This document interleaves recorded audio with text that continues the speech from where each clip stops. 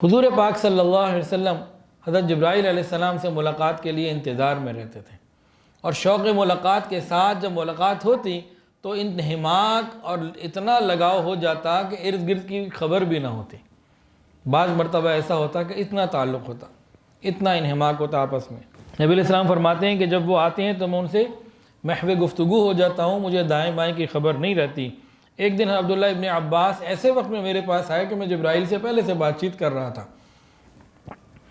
اور مجھے ان کے آنے کی خبر ہی نہ ہوئی کہ وہ کب آئے، اور مجھے حضرت جبرائیل علیہ السلام کے آنے سے بڑی راحت ہوتی ہے۔ میں ان سے آسمانی خبریں معلوم کرتا ہوں اور محبوب کی باتیں کرتا ہوں۔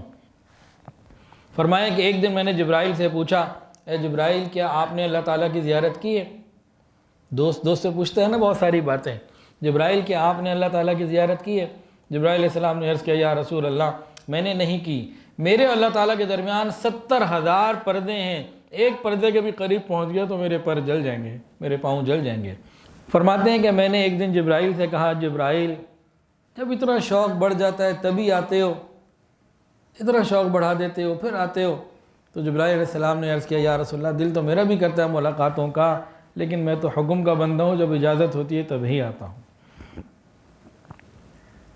نبی علیہ السلام نے فرمایا کہ جبرائیل علیہ السلام میرے محبوب ہیں اور میرے صدیق ہیں، وہ میرے ولی ہیں، ان کو ہی یہ مقام ملا کہ ہر نبی کے وہ دوست ہیں، تو وہ مجھے میرے محبوب ہونے کی رب کے نزدیک خبر دینے والے بھی وہی ہیں۔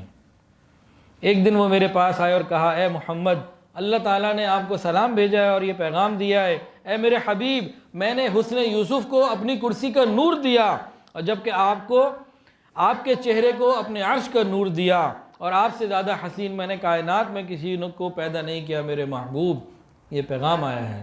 فرمایا کہ ایک دن میں نے جبرائیل سے پوچھا، دوستوں سے آپس کی باتیں بھی ہوتی ہیں نا، دل کی باتیں بھی ہوتی ہیں، تو ایک دن میں نے پوچھا، جبرائیل، اللہ تعالیٰ نے ابراہیم کو اپنا خلیل کیسے بنایا؟ تو میں نے فرمایا کہ وہ لوگوں کو کھانا کھلاتے تھے، لوگوں کو دیا کرتے تھے، ان سے مانگتے نہیں تھے، لیتے نہیں تھے، لیکن اللہ کے محبوب، اللہ نے آپ کو خلیل اللہ بھی بنایا اور حبیب اللہ بھی بنایا، آپ تو اللہ کے محبوب ہیں۔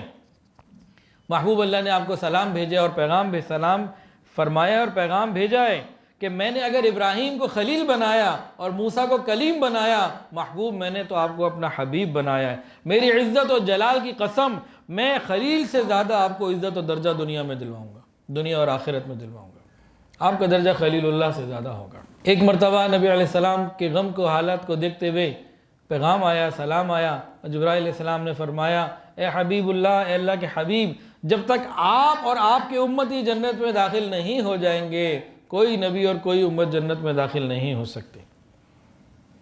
تو حضور پاک صلی اللہ علیہ وسلم کا ایک محبت کا تعلق تھا حضرت جبرائیل علیہ السلام سے، اور یہ محبت اتنی تھی کہ زندگی بھر انتظار رہا، دم واپسی بھی انہی سے ملاقات رہی، اور ایک وصیت بھی فرمائی تھی، صحابہ کو کہا تھا کہ میرے غسل کا اور کفن کا انتظام جب کرو گے اور جنازے کا وقت آئے گا تو تم لوگ بعد میں درود و سلام پڑھنا، پہلے جبرائیل امین آئیں گے، پھر مقرب فرشتے آئیں گے، وہ درود و سلام پڑھیں گے، اور اس کے بعد پھر تم آنا۔ اور پھر صحابہ نے ایسا ہی کیا۔ پھر نبی علیہ السلام کے جتنے رشتے ہوئے، اپنے بھی اور بچیوں کے بھی، فرمایا کہ میں سب کے بارے میں جبرائیل امین سے رہنمائی لیتا رہا، کہ اللہ تعالیٰ کی طرف سے اجازت آتی تھی، جبرائیل امین اپنی طرف سے تو نہیں، اللہ کا پیغام پہنچاتے تھے۔ اور پھر یہ بھی بتایا، اللہ تعالیٰ سے میں نے یہ بھی دعا کی، یا اللہ، جس سے بھی میں شادی کروں وہ جنت میں میری ساتھی ہو، تو یہ میری یہ دعا بھی قبول ہوئی، اور جبرائیل علیہ السلام نے مجھے آگے بتایا کہ اللہ تعالیٰ نے آپ کی اس دعا کو قبول کر لیا ہے۔ تو ہمیں بھی تو یہ دعا کرنی چاہیے نا، اللہ دنیا میں جو ہماری بیوی ہے، جنت میں بھی یہی ہماری بیوی ہو۔ یہ دعا کرنی چاہیے کہ نہیں کرنی چاہیے؟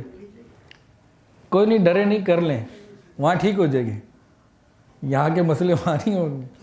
ایک نبی علیہ السلام نے فرمایا کہ میرے پاس جبرائیل آئے اور مجھے کہا، اے محمد، اللہ نے آپ کو سلام بھیجا اور یہ حکم دیا ہے کہ آپ اپنی بیٹی فاطمہ کا نکاح حضرت علی سے کر دیں۔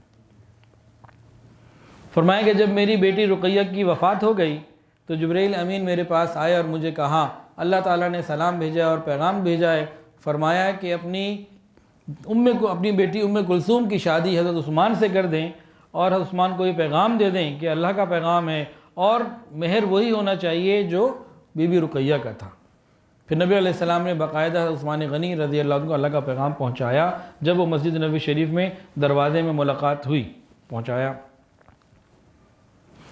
جبرائیل حضور صلی اللہ علیہ وسلم فرماتے ہیں کہ جب میری زوجہ خدیجہ کا انتقال ہو گیا، ان کے انتقال کے بعد کے زمانے میں جبرائیل امین میرے پاس آئے اور مجھے ایک سبز ریشمی کپڑے کے اوپر تصویر دکھائی عائشہ کی، اور فرمایا کہ اللہ تعالیٰ فرماتے ہیں کہ یہ آپ کی زوجہ ہیں، خدیجہ کا بدل ہیں۔ ایک مرتبہ کچھ ایسا حالات تھے کہ حضور پاک صلی اللہ علیہ وسلم اور امی حفصہ رضی اللہ تعالیٰ عنہ آپس میں نہ کوئی بات ہوئی، نبی علیہ السلام امی حفصہ سے ناراض تھے۔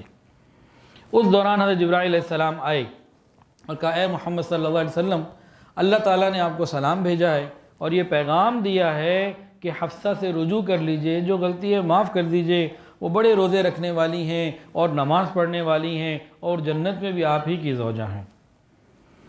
فرماتے ہیں کہ میں نے حفصہ کو جا کر یہ خوشخبری سنائی اور کہا اے حفصہ، میرے پاس ابھی جبرائیل علیہ السلام اللہ کا پیغام لے کر آئے ہیں اور اللہ تعالیٰ نے مجھے آپ سے رجوع کرنے کا حکم دیا ہے۔ اسی طرح نبی علیہ السلام کی ایک شادی ہوئی تھی حضرت زینب رضی اللہ تعالیٰ عنہا سے، اللہ تعالیٰ نے آسمانوں پہ کر دی، قرآن میں اس کا حکم بھی آ گیا، نازل بھی کر دیا، واقعہ بھی موجود۔ نبی علیہ السلام بی بی زینب کے گھر ایسی اچانک چلے گئے، بغیر اجازت کے اندر داخل ہو گئے۔